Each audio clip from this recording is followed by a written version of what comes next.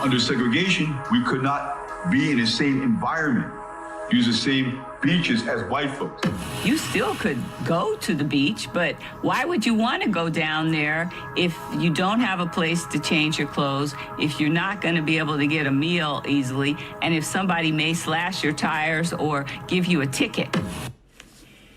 It's a raw and real documentary that dives into the 1,000-year-old journey of black surfing and aquatic culture from Africa to America. And as we approach Juneteenth, our next guest is highlighting some of the many other challenges they have had to overcome along the way. Joining us live to discuss the holiday and invite viewers to a special screening is the director and activist, David Mesfin. Good to see you again. Good to see you too. Nice to be here. So Juneteenth commemorates the end of slavery here in the U.S., but why is this holiday important to you personally?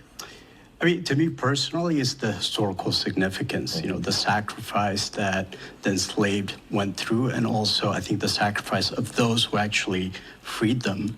One of the most interesting stories that I found recently was that 75% of the soldiers that came in were African Americans. So imagine their stories being told historically and passed on through generations. So the historical part, I think, is very important. And you've been able to use your light as a documentary maker and bring that to the community and around the world, as we were talking about. You've been traveling. What's been the impact so far? So there's two things. One is the individual impact. When people see the documentary, at the end of it, we usually have a Q&A session. And a lot of times what you find is that people find out for the first time the aquatic history and surfing history in context of black culture. And that has like a tremendous impact. So most of the people end up learning how to swim and surf, and they share that story. The second one is the impact that it's having on a lot of the organizations that are joining, coming on the panel and talking about their organization that is putting spotlight on their organization. One example is Black Surfers Collective and, you know, coming on panel, Supervisor Holly Mitchell coming on board and supporting him. So that's beautiful. That's the impact that I see of the film. Yeah, I would think the more you probably learned, the more you thought it was important to raise awareness. Indeed. It's the whole thing about history, right? So you discover and you bring that awareness out and people embrace it and pass it on to the next generation. Documentaries are a lot more difficult than people think. Sometimes it takes years to make. What are some of the challenges?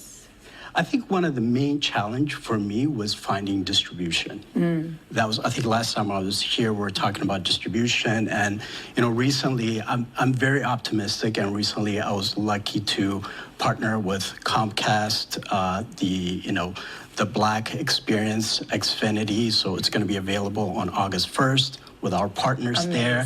So that's an amazing news. PBS Hawaii. And also there's a partner called Video Project, and they make it available for educational institutions. And then, I mean, live right now, it's actually available starting today, so you can pre-order it. You can go to wadeinthewaterproject.com and actually watch it, and that's, you know. Okay, so you're going to have a special screening in Hermosa Beach. Yes. Excellent place for that. And there's going to be a panel discussion after? Yes, again, panel discussion, inviting community members and individuals that can speak in different aspects of surfing culture, you know, from therapy, the growth of surfing and BIPOC community, and also the mayor of Hermosa will be there. So it will be an interesting conversation, and I'm sure the outcome will be optimistic. Yeah, well, congratulations. Thank you. Yeah, you're sending out some good vibes into the world, right? Indeed, you have to. Yes, of course. All right, David, thank you again. And once again, you can catch a free screening and panel of Wade in the Water tomorrow at the Hermosa Community Theater in Hermosa Beach. To RSVP or find out more information, you can visit wadeinthewaterproject.com. And if you can't attend, the film is currently available online for purchase.